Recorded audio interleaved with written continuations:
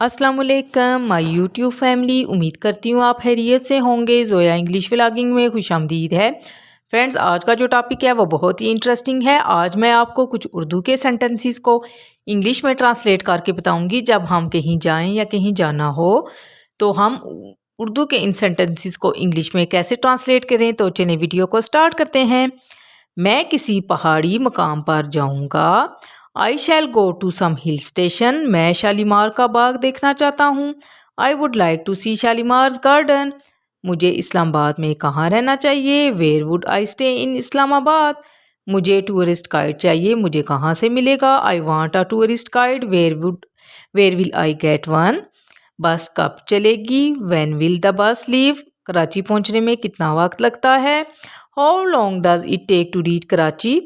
मुझे लाहौर का रास्ता बताएं। Please tell me the way to Lahore. मेरी गाड़ी ख़राब हो गई। My car broke down. हम अपना रास्ता खो चुके हैं। We have lost our way. मुझे काम करने के लिए टैक्सी लेना है। I have to take a taxi to work. दफ्तर घर से कितना दूर है। How far is the office from the home.